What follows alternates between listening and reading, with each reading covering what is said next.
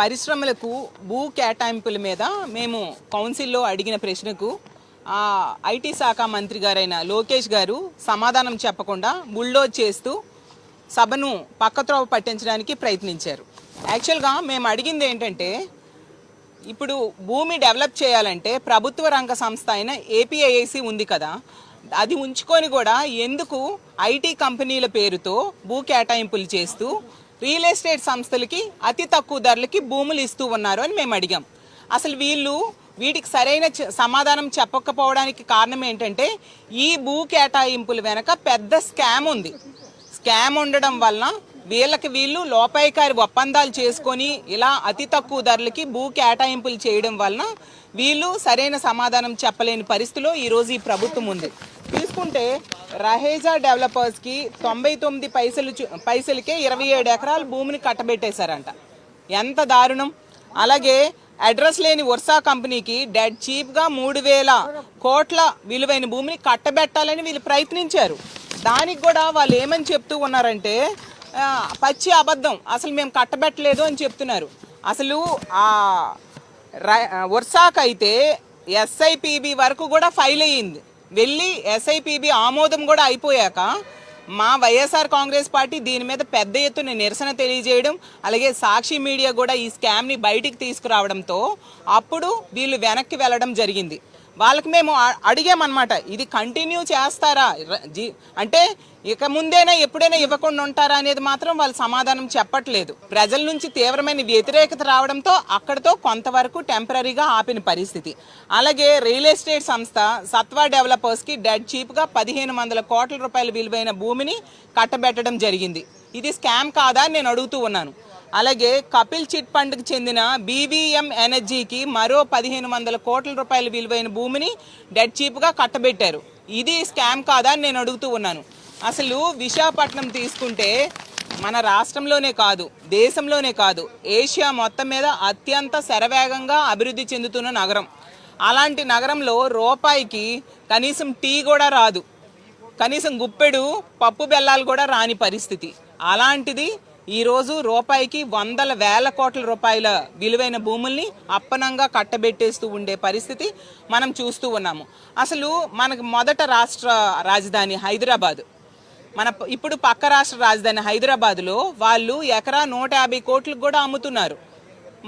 మా విశాఖపట్నంలో తీసుకుంటే 150 పైసల లోపు అమ్మే పరిస్థితి చూస్తూ ఉన్నాం. ఇంకా అమరావతి ఇంకా పునాది దశలో ఉంది, అక్కడ కూడా మా విశాఖపట్నం కంటే ఎక్కువ రేటు ఉంది భూములకి ప్రభుత్వం ఇస్తూ ఉంది. అంటే ఇంకా పునాది స్థాయిలో ఉన్న అమరావతిలో కూడా అమరావతి కంటే కూడా తక్కువ రేటుకి విశాఖపట్నంలో భూములు పప్పు బెల్లాల్లా ఈరోజు పంచుతూ ఉండే పరిస్థితి చూస్తూ ఉన్నాం. అసలు ప్రభుత్వం భూ కేటాయింపులు వెనకబడిన ప్రాంతాల్లో తక్కువ ధరలకు చేసిందంటే అర్థం చేసుకోవచ్చు, ఎందుకంటే ఆ ప్రాంతం అభివృద్ధి చెందాలి, ఆ వెనకబడిన ప్రాంతాలు రూరల్ ప్రాంతాల్లో రేటు తక్కువ ఉంటుంది అని.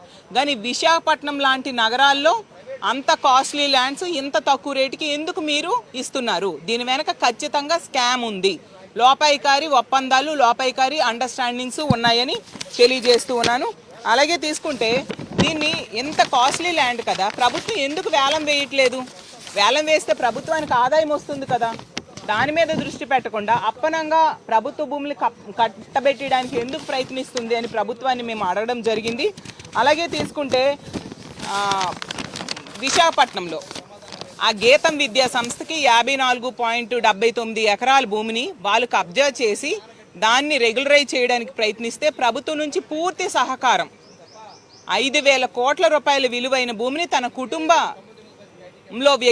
కుటుంబ సంస్థ అయిన గీతం విద్యా సంస్థకి వీళ్ళు దారాదత్తం చేయబోతూ ఉన్నారంటే ఎంత దారుణమైన పరిస్థితులు ఉన్నాయో అర్థం చేసుకోవచ్చు.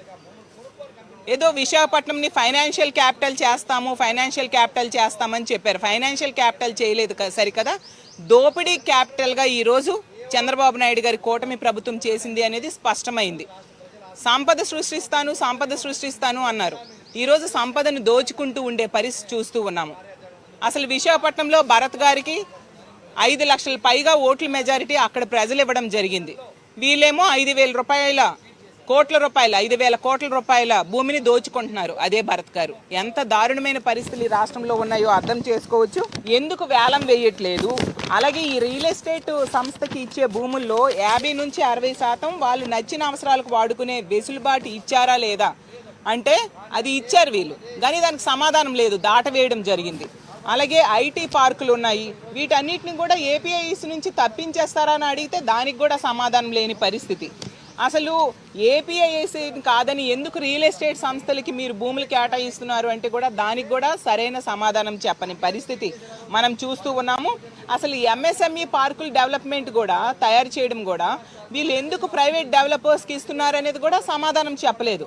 అంటే వీళ్ళు ఎంతసేపు కూడా ఈ స్కాము జరగడం కోసం అన్ని రకాలుగా ప్రయత్నాలు చేసుకుంటూ ఉన్నారు తప్ప ప్రజలకి సరైన సమాధానం చెప్పట్లేదు అనే విషయం అర్థమవుతుంది. ఈ సత్వా లాంటి సంస్థ అయితే బెంగళూరు, హైదరాబాదు లాంటి నగరాల్లో బహిరంగ మార్కెట్లో ధరలకి వాళ్ళు భూములు కొని వాటిని రియల్ ఎస్టేట్కి చేసుకుంటూ ఉంటారు. అలాంటి వాళ్ళకి 1.5 కోటికే కేటాయించడం అంటే ఎంత దారుణమో ఆలోచించండి ఈ రాష్ట్ర ప్రజలు చెప్తూ ఉన్నాను. అలాగే కపిల్ చిట్ ఫండ్స్కి చెందిన బీవీఎం ఎనర్జీకి కూడా 1.5 కోట్లతో 30 ఎకరాలు కేటాయించారు. వీళ్ళకి ఎందుకు మార్కెట్ ధరకి ఇవ్వలేదు అని నేను అడుగుతూ ఉన్నాను. ఈ విధంగా తీసుకుంటే ఈ రాష్ట్రంలో ఈ భూ కేటాయింపులన్నింటి వెనక కూడా లోపాయికారి ఒప్పందాలు చేసుకొని వీళ్ళు ముడుపులు తీసుకొని ఒక పెద్ద స్కామ్కి అంకురార్పణ చేశారనే విషయం స్పష్టమైంది. ఎప్పటికైనా మీకు నమ్మి ఓట్లేసిన ప్రజలకి ఇంత మోసం చేయడం చాలా దారుణం. ఈ భూ దోపిడీని ఆపాల్సిందిగా ప్రభుత్వాన్ని కోరుతూ సెలవు తీసుకుంటున్నాను.